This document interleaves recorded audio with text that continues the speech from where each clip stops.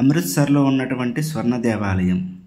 స్వర్ణ దేవాలయానికి ఎదురుగా 1984వ సంవత్సరంలో ఈ స్వర్ణ దేవాలయం అంటే గోల్డెన్ టెంపుల్ ఏ విధంగా డ్యామేజ్ అయిందనేసి మందిరానికి ఎదురుగా ఒక ఎగ్జిబిషన్ ఉంటుంది. ఆ ఎగ్జిబిషన్లో ఎంతమంది సిక్కులు చనిపోయారనేది కూడా ఎగ్జిబిషన్లో పెట్టారు. 1984వ సంవత్సరంలో భారతదేశ ఆర్మీ అనేది ఇందిరాగాంధీ ఆదేశాల మేరకు బ్లూ స్టార్ అనేటటువంటి ఆపరేషన్ చేయడం జరిగింది. ఈ మందిరంలో కొంతమంది ఆతంకవాదులు దాగి ఉన్నారని తెలిసి వాళ్ళని హరించి వేయడం జరిగింది. అటువంటి సమయంలో కొంత డ్యామేజ్ అనేది జరిగింది. ఈ స్వర్ణ దేవాలయాన్ని మోస్ట్లీ అందరూ కూడా గోల్డెన్ టెంపుల్ అంటారు. లోకల్ వాళ్ళు హర మందిర్ సాహెబ్ అని పేరుతో పిలుస్తారు. హర మందిర్ అంటే దేవుడి యొక్క ఇల్లు అని అర్థం. దేవుడి యొక్క గృహం అనే పేరుతో పిలువబడుతుంది. అత్యంత ప్రసిద్ధి చెందినటువంటిది, పరమ పవిత్రమైనటువంటిది సిక్కులకి.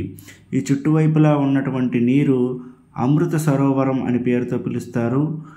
అమృతంతో సమానమైనటువంటిది ఈ నీరు అని అర్థము. అందువలన చాలామంది భక్తులు ఈ నీటిలో స్నానం చేసి శారీరక మానసిక రుగ్మతల నుండి బయటపడడానికి ఇక్కడ స్నానం అనేది చేస్తారు.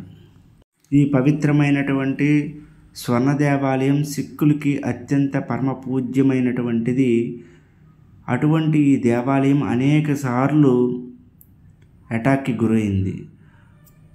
మొట్టమొదటి ఈ మందిరాన్ని సిక్కుల యొక్క 4వ గురువైనటువంటి గురు రామ్దాస్ గారు దీన్ని కట్టడం జరిగింది ఆరంభంలో. ఆ తర్వాత అనేక సార్లు అటాక్ గురైన తర్వాత మళ్ళీ దీన్ని పునర్నిర్మించడం అనేది జరిగింది.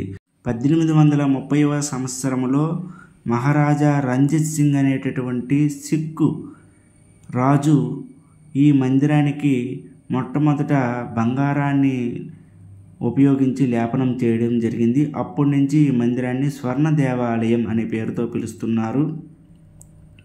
1984వ సంవత్సరం తర్వాత ఇది కొంచెం డ్యామేజ్ అవ్వడం జరిగింది. మొట్టమొదట మనం చూసిన విధంగా ఉండింది. ఆ తర్వాత దీన్ని మరలా పునర్నిర్మించి ఇప్పటి వరకు ఎటువంటి డ్యామేజ్ జరగకుండా చూసుకున్నారు. ఇప్పుడు మనం చూస్తున్నది లేటెస్ట్గా నిర్మించినటువంటి స్వర్ణ దేవాలయం. ఇక్కడ లోపల ప్రవేశించాలంటే ప్రతి ఒక్కరు కూడాను తలకి పగడ అనేది కట్టుకోవాలి, లేకపోతే లోపలికి వెళ్ళనివ్వరు. లోపల ఎవరైనా సరే, ఏ మతం వాళ్ళైనా సరే లోపలికి రావచ్చు. అంతేకాకుండా కొన్ని వేల మందికి స్వర్ణ దేవాలయం పక్కనే మనకి లంగర్ అనేసి ఉంటుంది, భోజనాలు పెడతారు ఫ్రీగా. 3 పూటలు కూడాను చపాతీలు, రైసు, ఇంకా కూరలు అన్నీ కలిపి మనకి కడుపు నిండే విధంగా అక్కడ భోజనం పెట్టడం జరుగుతుంది. చాలా పవిత్రమైనటువంటిది. సాయంకాలం వేళల్లో దీన్ని దర్శించినట్లయితే చాలా అందంగా ఉంటుంది ఈ యొక్క స్వర్ణ దేవాలయం. లోపలికి లైన్లో వెళ్తే ఒక 2 అవర్స్ పట్టొచ్చు దర్శనం కోసం. అక్కడ సిక్కులకి అత్యంత పవిత్రమైనటువంటి గ్రంథం ఉంటుంది, గురు గ్రంథ సాహెబ్. అక్కడ పక్కనే ఖడ్గము, ఇతర సిక్కులకి ఆరాధ్యమైనటువంటి వస్తువులు అక్కడ ఉంటాయి. దాన్ని దర్శనం చేసుకొని సిక్కుల యొక్క పవిత్ర గ్రంథమైనటువంటి గురు గ్రంథ సాహెబ్ని మనం కొంచెం మననం చేసుకొని అందులో ఉండేటటువంటి మానవత సంబంధించినటువంటి, భగవత్ సంబంధించినటువంటి విషయాలని తెలుసుకోవచ్చు. మనం దీన్ని ఢిల్లీ వచ్చి అమృత్సర్ చేరుకోవచ్చు, లేకపోతే చండీగఢ్ నుండి అమృత్సర్ చేరుకోవచ్చు. అనేకమైన ఫ్లైట్లు, బస్సులు, రైళ్ళు కూడా ఉన్నాయి. ఎటువంటి ఇబ్బంది ఉండదు. ఇక్కడ అకామిడేషన్ కూడా తక్కువ రేట్లోనే ఉంటాయి. కాబట్టి ఎవరికి ఈ స్వర్ణ దేవాలయానికి పక్కనే భక్తులు ఉండడానికి విశాలమైనటువంటి హాళ్ళు ఉంటాయి. అక్కడ కూడా మనం అకామిడేషన్ కావాలంటే ఇస్తారు, ఫ్రీ అకామిడేషను.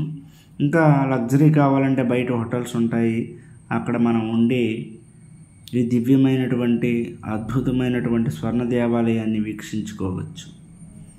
జై శ్రీరామ్. వహి గురు.